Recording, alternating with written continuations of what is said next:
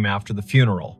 They folded the flag for him at the little brick church on Ellsworth Avenue, and the wind tried to take it twice before the honor guard's hands persuaded it to behave.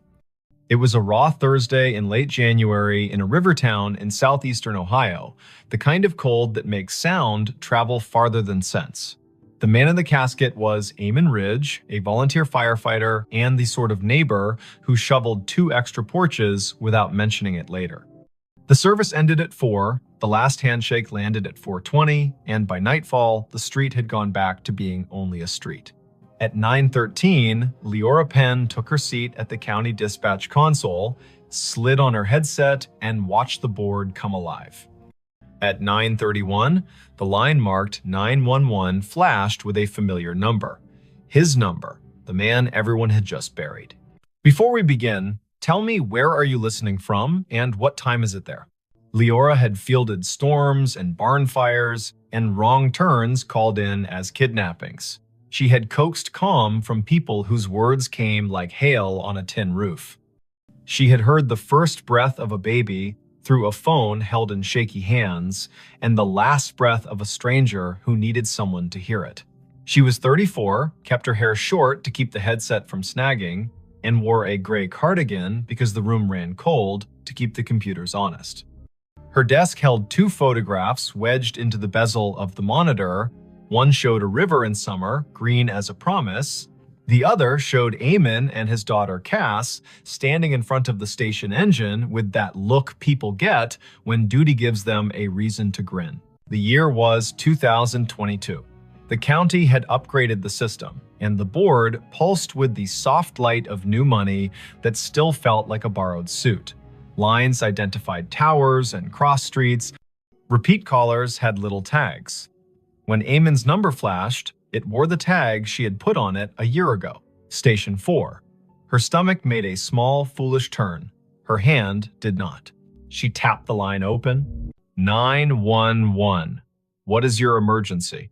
Static, not empty. The kind of static that carries weather in its mouth. A faint hiss like tires on wet asphalt far away, then a click as if someone had covered the microphone with a thumb and lifted it again.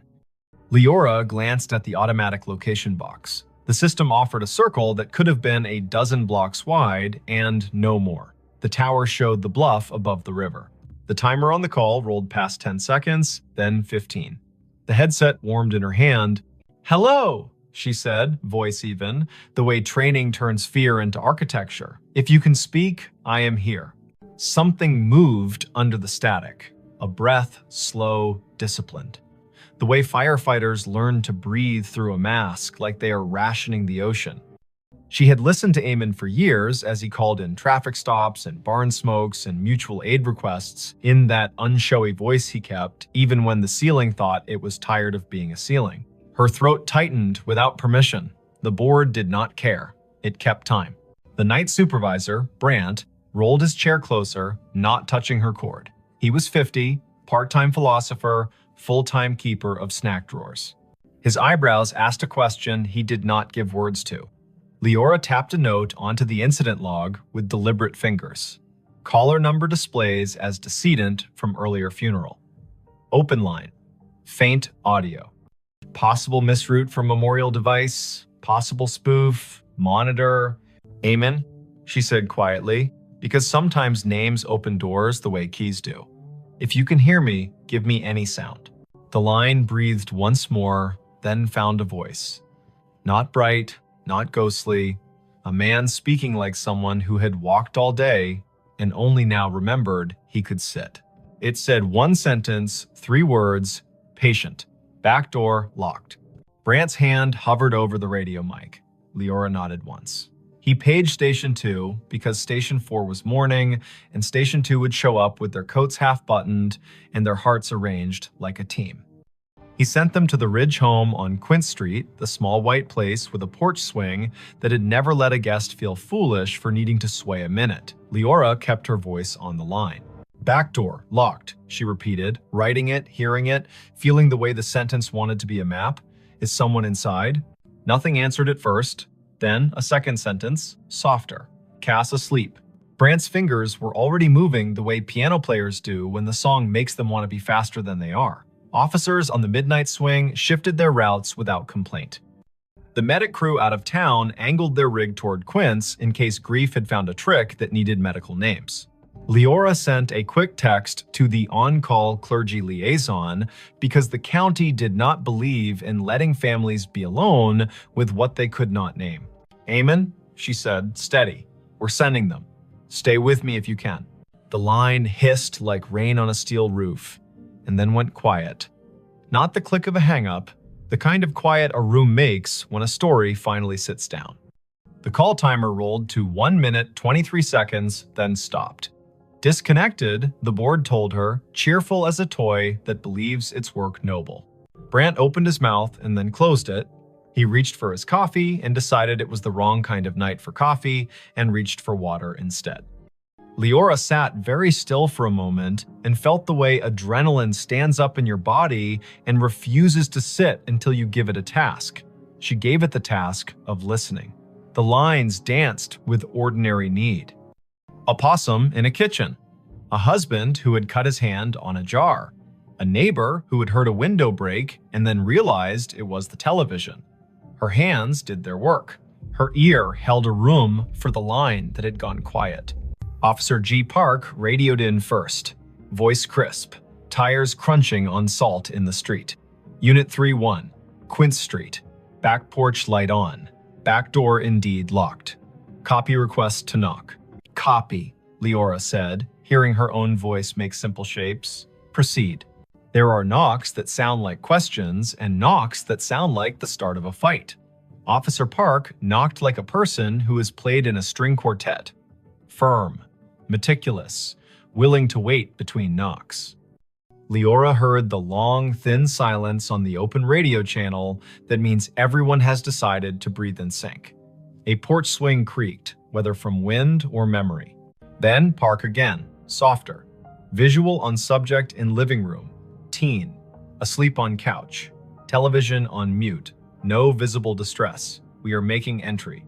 Park called the locksmith number taped to his visor, because there is always one, and he also called the small cheat that officers inherit, which is to lift the back door on its tired hinges when you turn the key the wrong way. The door opened, a floorboard confessed itself, Park moved through a small kitchen that smelled like heat and spice and thyme. He said, quiet as a blessing, "Cass, it's G, it's me." The girl woke with that rough sound grief makes when it has only just let go for half an hour at last. "Back door," Park said into his shoulder mic. "Locked, now secured." Subject breathing, oriented, tearful, says she fell asleep and forgot the back after the last aunt left. She says her dad would have said it. She says she heard him say it sometimes, even when he was alive, when she forgot. "I'm locking up, then staying here until her aunt returns." The call had been the little bridge a county makes when one house cannot manage all its doors alone. Leora typed. She logged, she breathed. She answered a call about a siren that would not stop on a fire alarm panel, which is a call that can ruin a night or return it to its usable shape. She told Brant she needed 30 seconds, stood up from her console, walked to the stainless sink by the break room door, and washed her hands as if she had been in a kitchen that required respect.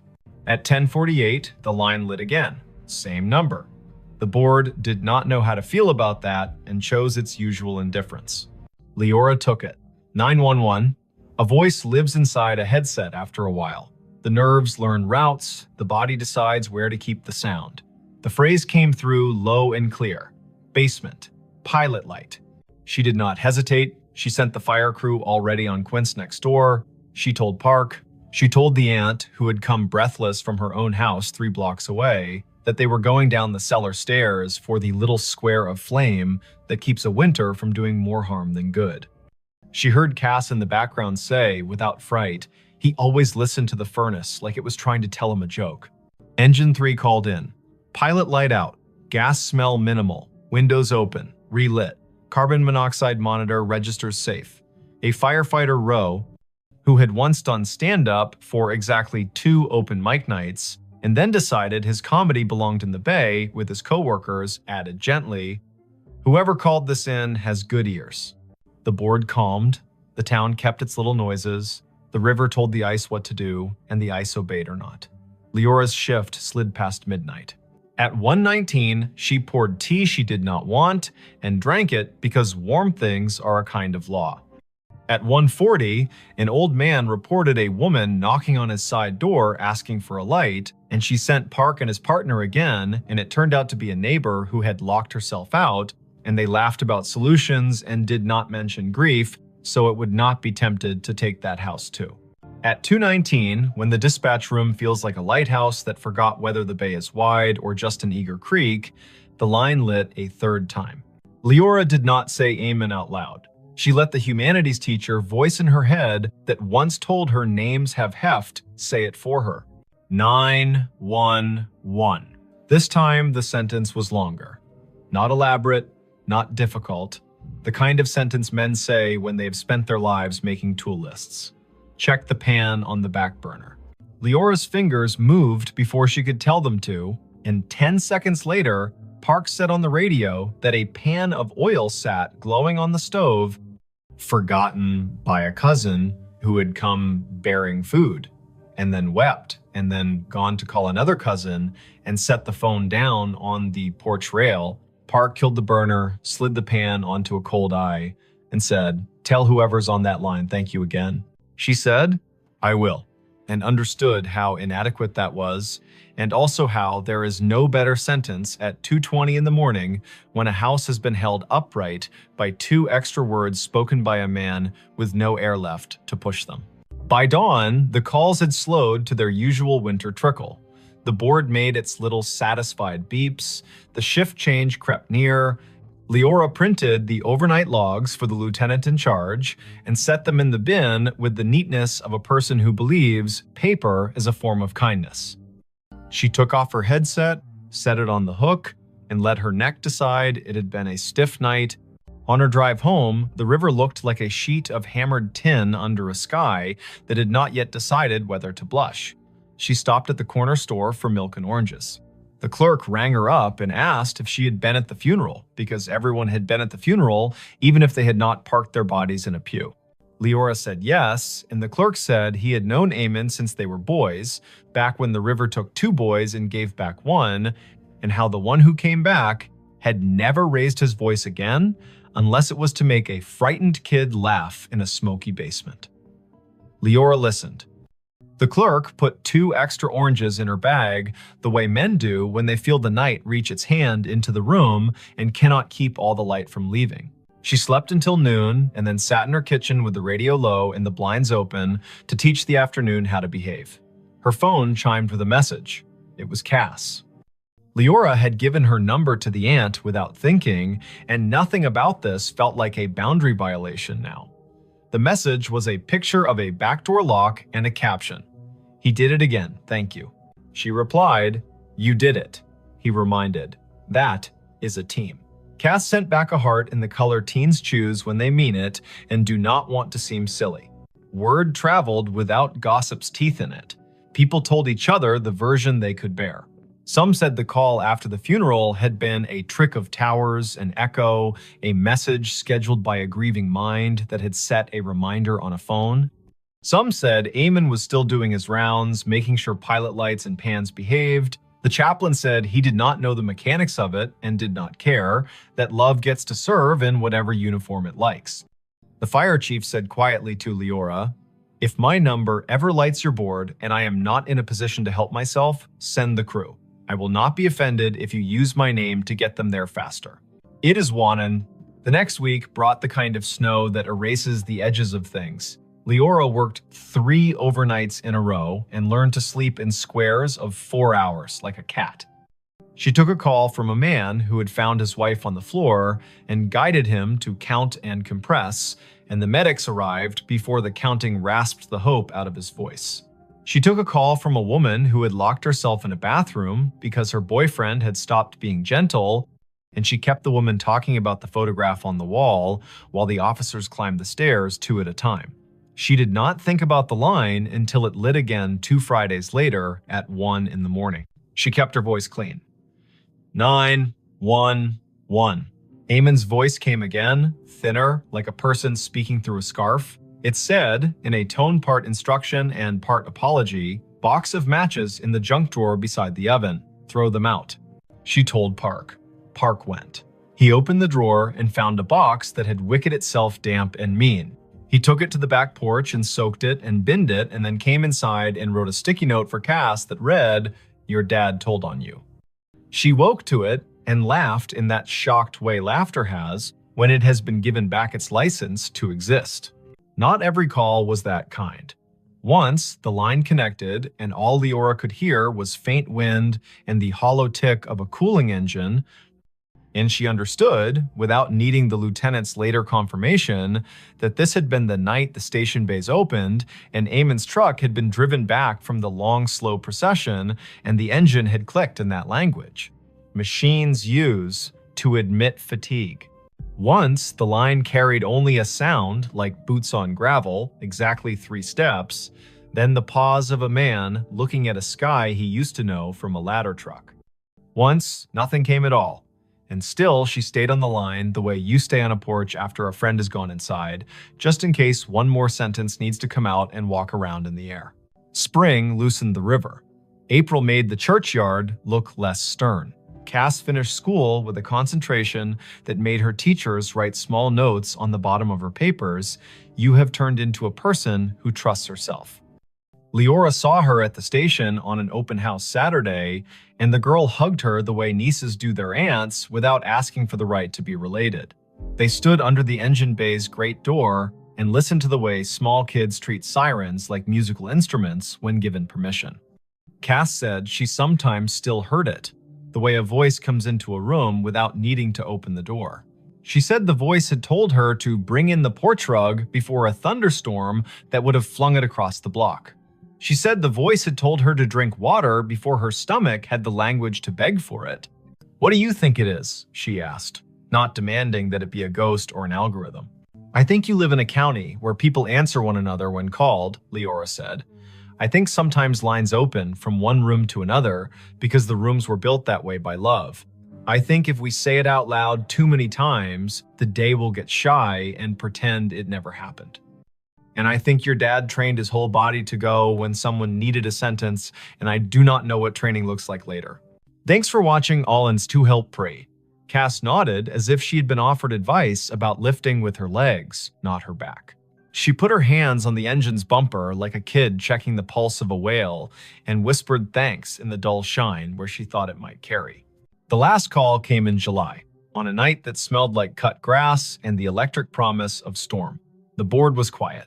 Brant had his feet crossed at the ankle, the way he did only after midnight when the county behaved. The line lit. Leora took it with the care of a person accepting a candle in wind. 911. There was no static, no breath, only a single word, perfectly ordinary, soaked in a patience she would remember until the last hour of her life. Enough. "Enough what?" she asked. Back straight, pencil ready. The word came again. A thought set gently on a table. Enough. Then a long exhale, the temperature of a day in which someone has put down a tool they are proud to have used and is ready to wash their hands. She typed the word. She did not send units. She did not mention it to Brant until the end of the hour, when she said it out loud the way you say a number twice to make sure you got it right. He nodded. He threw a cough drop to her like a baseball, and she caught it and laughed because bodies insist on living. There were no more calls after that. The system reassigned numbers as systems do. The board forgot how to glow with that tag. When Leora sat at her desk and the photographs leaned against the monitor made their steady witness, she still sometimes heard the faint tap of a firefighter's gloved hand on a doorframe, the universal signal for ready. She bought a small, heavy key hook for her own kitchen, put it by the back door, and never forgot again. She found that when she walked past the Ridge place on mornings when she needed to see the river before she could trust the day, she would look at the back door and feel not a haunting, not an ache, but the exact rectangular comfort of a thing that had been understood and done. If this kind of thing ever happens where you live, if a phone rings after a set of shoulders in town have lowered themselves to the work of grief, if a name appears on your console that your heart wants to call impossible, do what Leora did. Answer.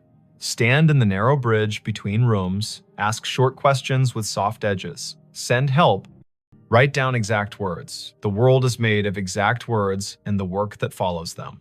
Believe nobody and nothing too hard. Let the river decide what is memory and what is rumor. And when the voice finally says enough, let your hands say thank you by resting them, palm down, on the desk you have kept clean so the night can put its weight there for a minute. And if you are sitting in your kitchen with a back door that gets forgetful, say the date out loud to bring the day to heal. Late January 2022. Early April 2022. The hot night in July when rain forgot its manners. Say the town's name so it will remember it has one. Say Amen. Say Cass. Say Leora. Practice the sentence that saved a pan and a pilot light in a teenager who deserved a house that understood locks. Back door locked. Then lock it, then sleep. The county will keep its watch. The river will balance its own ledger. Somewhere, a dispatcher you will never meet will lay a pencil down on a pad with a line drawn through the last open box, a small, perfect check that means this part of the night is finished and the next part may begin. He found a staircase in the lake it still goes up. He saw it when the wind fell off and the lake lay down like glass, a sudden stillness that made every shoreline detail stand at attention. The afternoon sun had taken a step toward evening, yellowed and steady, and the north cove of Lake Lanier went calm enough to show the bones under it. He cut his aluminum skiff to idle and drifted toward the pale shoulder of exposed clay.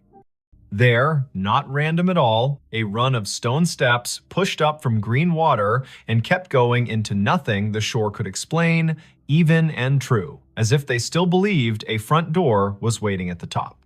Before we begin, tell me where are you listening from and what time is it there? This was late September 2022, after a summer of stingy rain and long afternoons when the heat felt like it had signed a lease.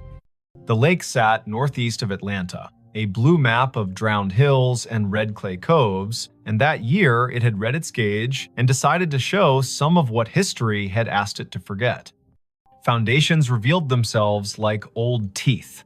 The ghostly lanes of a two-lane road slipped out of the murk and pointed nowhere. Between Bald Ridge and the mouth of 6 Mile Creek, a staircase announced itself and waited for a person with the right kind of attention to see it. Riven Kettering had that kind of attention. 38. A carpenter and part-time rescue diver who liked small engines and the honest work of making broken things carry weight again. He lived in a rental off Pilgrim Mill Road with a dog who had taught herself to sleep through sirens. He was not a romantic, not really.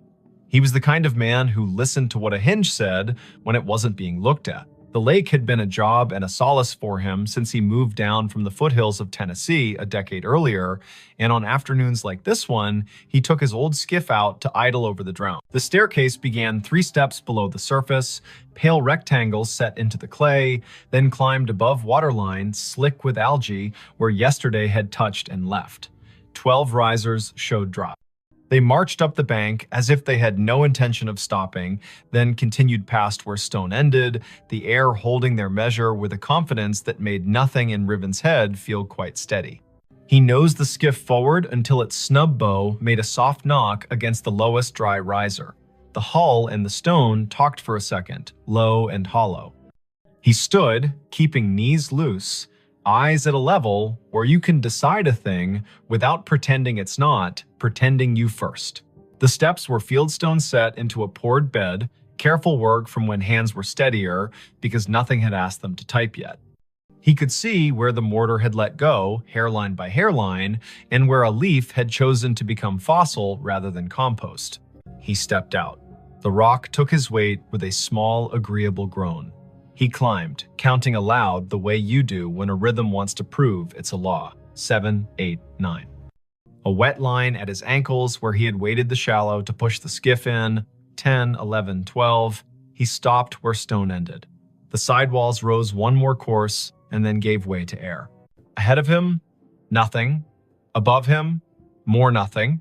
And yet his right foot, when he slid it forward with the caution of a man who had once fallen through a rotten porch and did not intend to audition for that pain again, found resistance. Not stone, not water. Not empty. A density like stretched cloth, like cold-pressed sugar, like a stare that remembered itself and refused to forget just because the lake had been told to be a lake. He drew his foot back, scalp prickling, breath in a pocket he didn't want to open too fast. He looked around to see if anyone else had been presented this joke. No one. In late September, a Tuesday can make a cove your private chapel. Far out, a pontoon boat moved like a floor with music on it. Closer in, a blue heron had made the stump of an old post into a claim. Riven set his palm above the end of the stone into the air where a banister would be if someone had finished the thought. He felt nothing until he pushed a hair past what he thought was safe. Then he felt a boundary, the exact height of a handrail in a code book he could recite. He smiled despite the way his heart had decided to pick up the tempo. Something here hadn't drowned entirely. Something here had decided to keep going up. He does not scare fast, Riven.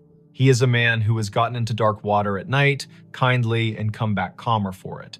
But he respects a place with a memory. He went back down the 12 risers and climbed into the skiff and sat with his hand on the tiller and let the lake tell him if it wanted him to be braver than his grandmother would approve. The wind was a rumor now. On the far shore, a transformer hummed with the stale sweetness of electricity. He turned the motor off and drifted with his fingers brushing the gunwale and felt for the old current under the new. A loon called once out in the main channel, the syllable bending toward a kind of loneliness that doesn't need an audience. Riven looked back at the steps. The air above the 13th riser shimmered, a trick of light or a rule he hadn't been told yet. He swore softly in the old way that buys you permission to try again. He pulled the skiff onto the red bank, tied it off to a scar of root, and went back up the 12. He did what his hands knew to do. He turned a coin on its edge and rolled it along the last stone. When it tipped forward into air, it did not fall. It sat against nothing, as if pressed to a glass he could not see. He slid it forward with one finger and felt it drag over an edge. He slid his boot after it and met a tread that had weight. He put his full foot down and his bones agreed that physics had not been insulted, only invited to a different kind of party. He brought the other foot up. He stood on the 13th step of something that existed without confessing to the eye.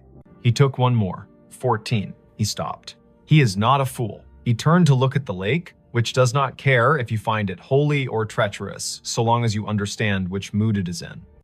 The cove held its breath. He stepped backward down the 2 air treads with a caution that felt like a prayer you say without agreeing you're saying it. He stood again on stone that had no arguments and breathed the kind of breath that renters of boats make when the motor coughs once and then forgives you. Lake Lanier carries stories the way clay carries footprints. Old towns lie under it, old churches, the ghost lanes of Old Federal Road. People will tell you about a stalled truck on a fogged bridge and a handprint on the back window after, about divers who won't go down a second time because they looked through a school of crappie and saw a porch swing move. Some of that is what happens when humans leave water to be the keeper of their history. Some of that is people being lonely and needing their fear to wear a costume. Riven carried none of those stories in the silly way. He carried them the practical way. He knew people had been told their land would drown for the good of cities they would never see, and some of those people had said their names into the bank and put rocks one on another to make the land remember. He went home with the staircase in his notebook and in his knees. He did not say the shape of it to the bartender at the place on Brown's Bridge, who called everybody chief. He did not post a photo because the lake punishes people who turn it into spectacle. He slept badly and woke before his alarm and made coffee meaner than necessary and drove back with a coil of thin rope and a chalk box and the tape measure he used when perfection had to be part of the bill. Morning lake, blue as breath. The skiff skittered over wind ruffles and slid into the cove willing. He tied a chalk line at the last stone and played it out up the air, marking nothing with blue dust that caught in nothing and hung there like a trick. He laughed once, quietly. He measured riser height with the tape and found consistency that would have made a county inspector nod. He tied a loop in the rope and lowered it down the near face of the steps. The loop sat against an invisible edge and held, not tight, not loose, as if politely told to wait. Half an hour went by that way. Numbers, angles. The carpenter in him building a drawing that would keep his fear inside its lines. When he finished, he sat with his back against the sidewall and let his head find the cool of stone that had learned shade. The world stepped closer. From somewhere he could not triangulate came a sound that reminded him of a bicycle bell rung just once. In politeness, he stood. The sound did not come again. He walked down the 12 and waited on the shoreline while the lake decided whether to ignore him or to grant him more. A woman called from the top of the red bank. Riven looked up. She was tall and rangy, mid-40s, wearing the kind of straw hat that makes a person look like they know how to move in weather. She carried a camera with a strap that had been repaired twice and a notebook bulging with the kind of paper that did not come out of printers.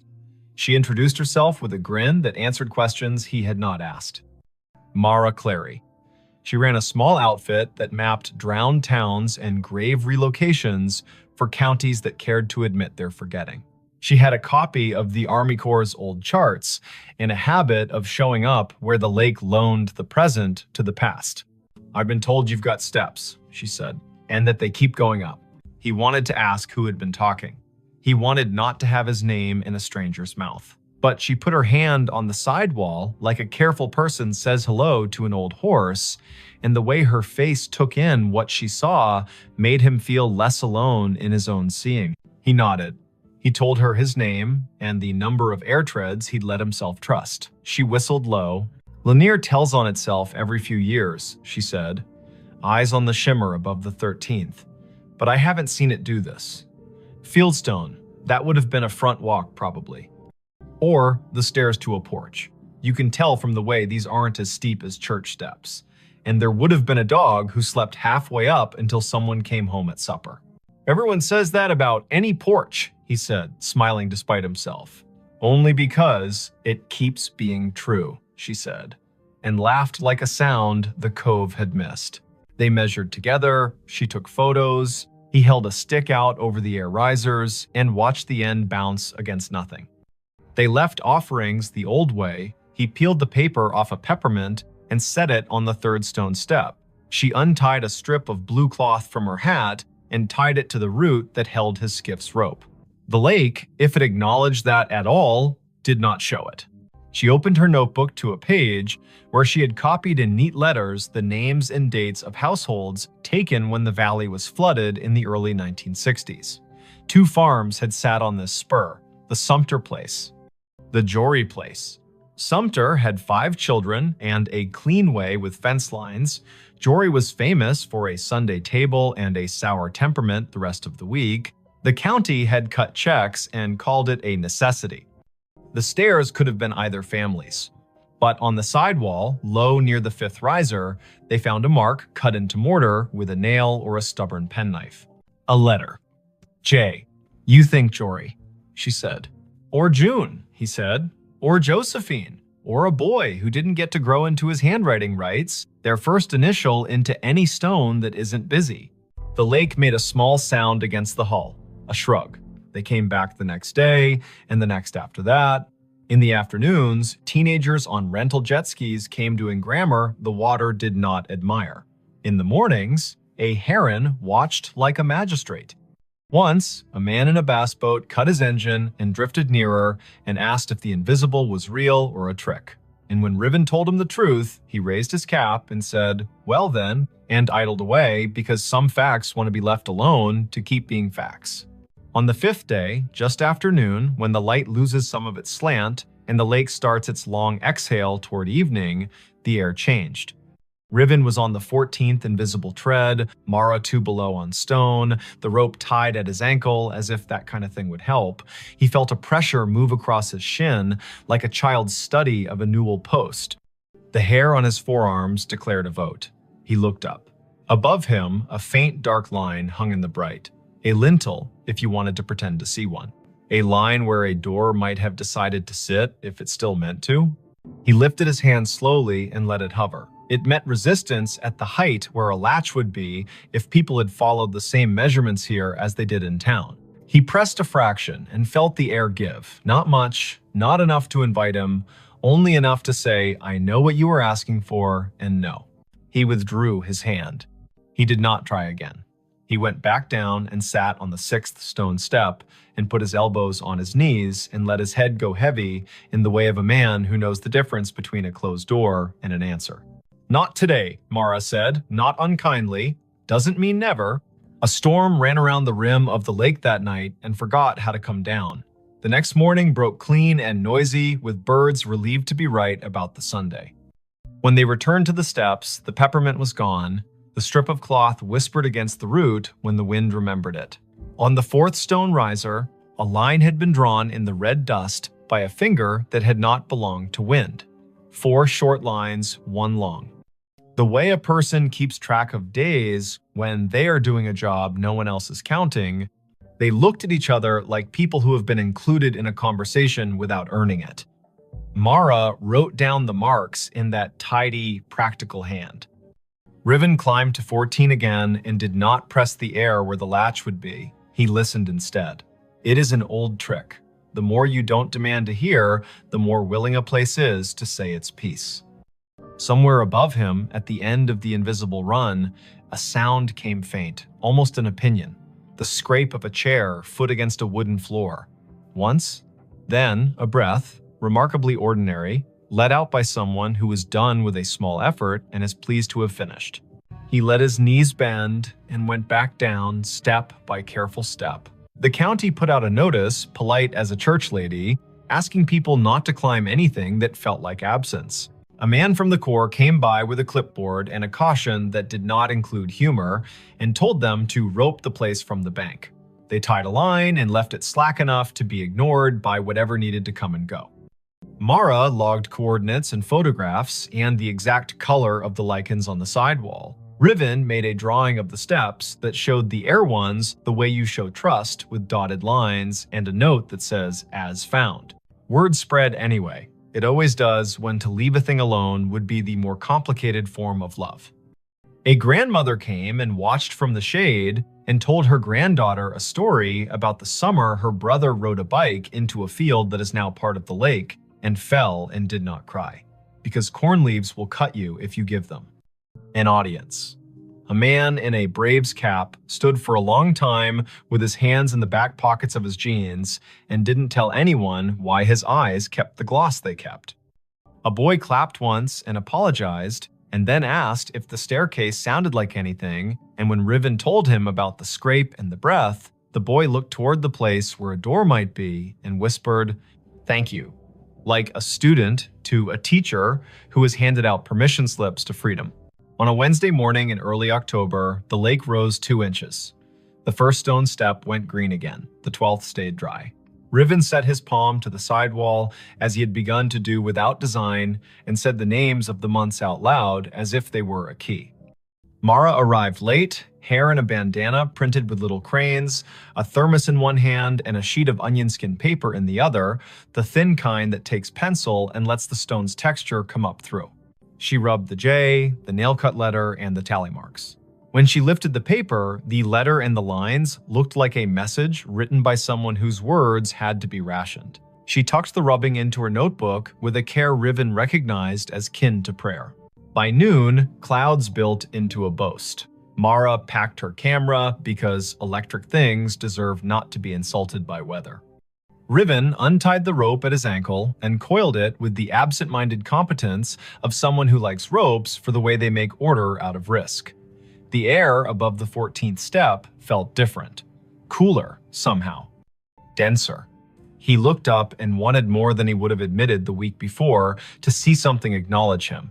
Not a face, not a figure, an idea. The lake refused. It kept to its rights. Before the storm broke, a small group arrived in silence. Not tourists, not thrill seekers. People in good shoes that did not belong to docks. A woman in a navy blazer. A man whose tie had been loosened by degrees and had stopped at 3. An older woman with a cane that looked like it had been carved by someone who understood trees better than money. They stood on the bank above the line and watched the steps like people watching someone figure skate after having once skated the same routine 3 decades ago and remembering what the body used to hold. The older woman spoke first, to the stone, not to the living. "You kept it," she said. "You stubborn thing. I told them you would." She introduced herself when Riven climbed down to the bank with his curiosity plainly showing. Ada Sumter Jory. Not a marriage, she was quick to clarify, but a habit of names borrowed and kept. Her father had been a Sumter, her mother a Jory by necessity and grievance. She had been 10 when the men from the government came and put stakes on the hill and told her they were measuring to make the river useful. She had been 14 when the kitchen was dismantled and stored in a relative's shed, and the porch chairs were put on a truck without the porch. She had been 15 when the lake finally climbed to the 7th stair and the dogs refused to sleep where they had always slept and had to learn ground new as a dollar. "My granddaddy set those stones," she said, chin lifting toward the steps. He knew the grade by eye. House stood there. She pointed at the air, ran long that way. Kitchen at the back, where mornings were honest. Stairs to the sleeping rooms tucked in right of the door. He told me we build stairs for coming and going and for waiting. That last part is where the world gets the math wrong. She cleared her throat once, a small thing that meant a larger thing had moved through it. "My brother wrote his letter J in the mortar before it set," she said, and smiled fully for the first time. He was 5 and mad because he had not been allowed to carry a stone and needed to have done something the porch would remember. They watched the lake together as it considered which forenoon belonged to which afternoon. Mara showed Ada the rubbing, and Ada put her palm on the paper like a hand over a baby's sleeping flank. "He stayed mean," she said of Jory, but without any real heat. But he loved that stair. Sat halfway up when he had nothing to do and the weather had nothing to argue about. Played that little bell you keep hearing because he liked the neatness of a sound that stops when you take your finger off it. The storm arrived, they covered what needed covering, the skiff rocked and complained, and then remembered it had been in worse moods and calmed. The rain washed the red dust off the risers and gave them back their gray. The air cooled like a head turning on a pillow to the comfortable side. Ada walked down to the second step and touched it like the forehead of a child with a fever breaking. "Enough," she said to the rain, to the year, to the air that had learned to hold treads. In the weeks that followed, the staircase did what durable things do when they decide to belong to more than one story. It kept being itself. The lake rose and smudged the lower steps and then pulled back like a long breath returned. Riven kept coming because he had begun to like the feeling of leaving a place better than he found it by doing nothing but listening the way a well-made chair listens when a tired person sits. Mara wrote a piece for the County Historical Society that began with the sentence, "There are places we drown and places that refuse." Ada came twice more and told the stair her brother's best and worst. And once, on a bright Sunday, when the buzz of outboards sounded like cicadas pretending to be important, she brought a tin of biscuits and left one on the 3rd step because her mother would have called it manners. On a morning in November, the air thin and brisk, frost like pale sugar on shaded clay, Riven came alone. The lake had taken back an inch, the first 2 steps glowed green. He stood at the foot and waited the way you learn to wait when you've been given more than you asked and are smart enough not to get greedy. The wind came off the water and put its fingers through his hair with a familiarity he hadn't earned. Above the 14th tread, the line where a lintel would be shivered and then settled. He put his hand out at the height of a latch and did not press. "Thank you," he said to nothing and to something. He went home and made lunch and fixed a neighbor's sagging cabinet and walked his dog in the long honey of 4 o'clock. He slept that night without the lake climbing the stairs of his thoughts. He dreamed he was sanding a handrail he could not see and woke with the particular ache in his forearm that tells a man he did a good day's work in the world that matters and the one that does not need him but lets him in anyway. If you go out to Lake Lanier on a fall day after a long dry, when the wind has the courtesy to lie down and let the surface polish itself, you can find the cove if you know who to ask and you promise out loud not to bring a ladder. The staircase will be there, stepping up from water into air with the patience of a body that has learned not to argue with time. You can put your boot on the 12th stone and your breath on your rib cage and decide if you will push your foot forward into the space where the 13th waits. If you do, it will hold. Not because wonder owes you, but because someone set a measure here with care, and because sometimes the world keeps an old promise in a new element. Say the year out loud when you find it. 2022. Say the place by its names. Lanier and the valley it drowned. Say the people if you know them. Sumter. Jory. Say the letter on the wall. J. Say the noise a bicycle bell makes when a brother likes attention and the porch has all afternoon. If you leave something, make it small. A ribbon, a peppermint. A finger laid gently in dust to make a line that will blow away with the next weather. Walk back down, let your knees do what they were built to do. Put your hand on the sidewall the way you would on a friend's shoulder when leaving them on their own porch in the dark to listen to the crickets. The staircase will keep going up whether or not your eyes can follow it. It will keep its measure in the air. The lake will rise and cover the lower treads and then fall back and confess again. Boats will hum. Herons will judge. A woman in a straw hat will rub letters onto paper, and a man with a dog who sleeps through sirens will coil rope and listen. And somewhere under the calm skin of the cove, where red clay holds onto everything it can hold, a front door you cannot see will stay shut and not unkindly, practicing the hardest kind of hospitality there is, offering you a way to ascend and a way to wait, and trusting you to know which one belongs to you today. Her phone pinged at a grave with her name. The notification bloomed on her screen the moment her shoes left the gravel and slid onto the soft path between moss-dark stones. A small bell chime, bright as glass. A banner at the top. You have arrived, Edeni Hale. The words sat there as calmly as a weather app, as if the city had decided to label her the way it labels a bridge or a square.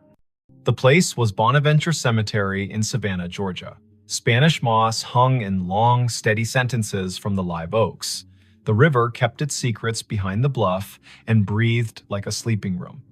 It was late afternoon on a Sunday in early November, the air cool enough to make her wish for sleeves and warm enough to forgive her for forgetting them. Before we begin, tell me, where are you listening from and what time is it there? Her name was Edeni Hale, 28. She worked in visitor services at a small maritime museum upriver, the kind of job that made her memorize the angles of ships and the dates when storms came ashore. She liked fonts and quiet, and the sound salt makes drying on stone. She was visiting Bonaventure because her friend Anson had flown in from Minneapolis for a long weekend, and the two of them liked places that let you feel your breath in your mouth. The year was 2021. Phones knew where you were within decent intimacy. Some headstones wore small plaques with codes that asked to be scanned and promised a story. They had parked on Bonaventure Road under an oak that had learned to be older than most houses. The sky was simple, a clean coin of light. The volunteer at the office had given them a paper map and a soft-voiced list of locations worth the walk if you wanted your day to hold. Look for the little angels facing east. Find the section where the camellias keep blooming against instruction. There's a family plot that feels like a room you shouldn't step into without knocking. No one mentioned a notification. Edeni stared at her phone. The banner did not give a location like Section F or Plot 31. It was the same tag her calendar used when she arrived at work or home. You have arrived, Edeni Hale. As if she were a place. As if the grave were her. Anson leaned toward the screen and squinted. He was tall and light-footed, a teacher of high school literature who carried poems in his pockets like receipts. He read the banner and then her face and made a small arranging motion with his hands, the way he does when he wants to place humor where fright is trying to sit. That's a bug, he said, not unkindly. Or a geofence you made and forgot. Did you tell your phone to remind you to be yourself today? She clicked the banner to see where the phone thought she belonged. A map opened, a blue dot pulsed with the steady patience of a small heartbeat. A gray pin sat 100 feet east in a section labeled McAllister. The pop-up bubble above the pin read Idany Hale in the same unsentimental font. She did not have a virtual contact called a cemetery. She had not created a reminder to arrive at her own name. The phone had decided the path curled between stones with dates that made you speak them out loud, because numbers are easier to hold when they come through the mouth. 1873, 1920, 2009. The Oaks leaned as if sold on the idea that the living need rehearsal space. Anson spoke a tour fact about a poet who loved this place and whose plaque visitors touch in a small, quick superstition. Idony nodded because liking facts is a way of staying steady. Her pocket shook again. Another chime, the same banner. You have arrived. Idany Hale. She breathed the way the yoga teacher on the internet tells you to. In through a count of 4, hold for 4, out for 6. They followed the path east until the bluff opened its shoulder and let the wind test their sleeves. The section ahead was a little higher, a little more sure of itself. A plot enclosed by low stone, dressed in ivy, sat beneath a live oak that looked like a table that had decided to grow legs. In the center stood a headstone gray as rain, taller than Idony's shoulder. The name at the top held Idany Hale. She stopped. You might have stopped too. Her name was not common. Her mother had found it in a book of Old English names and liked the way it sounded like a promise made under a tree. She had never met another Idany. To see the letters in this order on stone felt like stepping into a movie where you have lines you did not audition for. Anson's hand found her elbow without a show of it. He had the sense not to say, wow, or are you kidding? He stood with her and let the river finish a sentence neither of them had started. The dates carved below the name were the first clean relief, 1974 to 2014, not hers. A woman 2 decades older, gone 7 years now. Under the dates, a line that read as Keeper of the Keys. The stone carried a small oval of glazed photo, a face with hair tucked back, eyes steady, a glint of a keyring at the edge of the frame. The oval was rubbed to a shine from fingers, the way love polishes small things while refusing to say it is love. On the right-hand corner of the stone, someone had bolted one of the new plaques with its little square of patterns. Scan to learn more. People who love story cannot resist a square that holds one. Idany lifted her phone and let the camera see. A link opened without asking for anything. A page built by a memorial service company bloomed. At the top, the name again. Below, a small biography. A life lived with habits, upright and kind. A childhood in Chatham County. A long run as cemetery sexton. The last line read in a voice that felt like a woman sitting on a step with a mug and a warning and a grin. If you need something, tell the ground. It will tell me. While she read, the phone hummed again. Not a banner this time. A little circle pulsing at the top of the screen, the way maps announce a place with enthusiasm. The circle flashed once, then settled. Idany swiped down to see the source, a calendar reminder with no category. White, titled simply, Arrived. Location, here. She had not written that. The phone, perhaps, had decided the day needed a label, or the small plaque had more to it than the page admitted. Anson said the woman in the photo had librarian eyes. He meant that as a compliment. He pointed at the keyring. He said his grandmother had been a keeper of the keys at a church in North Dakota, and those women know where every grief sits at every hour, the way a night janitor knows which chairs spit gum and which ones sigh. They stood a while. People walked past in respectful silence, guided by a docent's voice that held just enough theater to keep 15 people from wandering into their own daydreams. Spanish moss moved like thought repeating itself. A flake of light rose off the river and fell back as if it had changed its mind about being air. It would have been a good story already finding your own name on stone, a phone that had the audacity to tell you you had arrived, but something else decided to be true. A little tone sounded from the phone, the way sounds do when an app you forgot you had decides to help. It was the noise her AirDrop made when someone nearby wanted to share a photo at inopportune moments. The screen shifted to a dialogue. A file offered to send itself to her. The sender name was a string of letters and numbers that meant nothing. The file name read Keys. Anson leaned in and made his face calm. "Decline," he said gently, "because strangers in public places with quick hands make tricks, and both of them work in museums and have seen every version of the human habit of testing boundaries." She hovered. Decline would be wise. Accept would be a dare. She pressed accept because sometimes you let stories finish what they start. The file downloaded. It was not a photo, it was an audio file, a minute 42 in length. The waveform showed it wasn't silence. She tilted the phone toward her own ear instead of speaker because you don't open a voice in a cemetery loud unless the voice has earned the right. Static first, then the sound of wind combing something thin, then a woman's voice, the age of a woman, who tells tools where they belong and expects cooperation.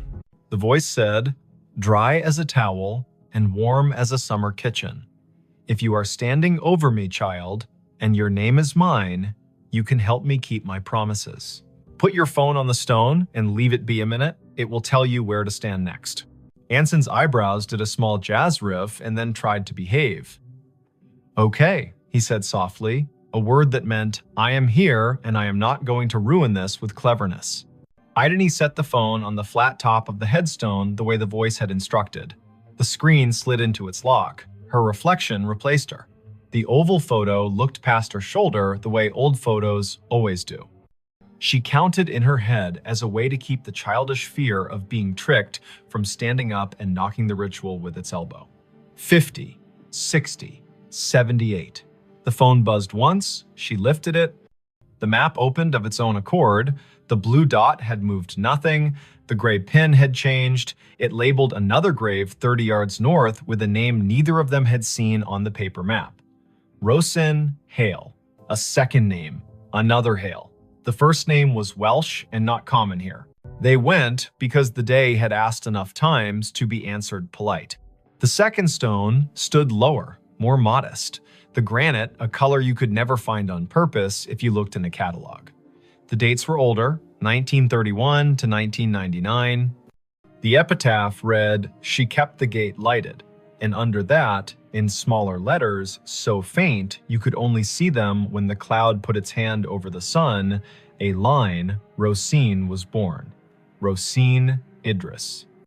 She married into Hale and stayed.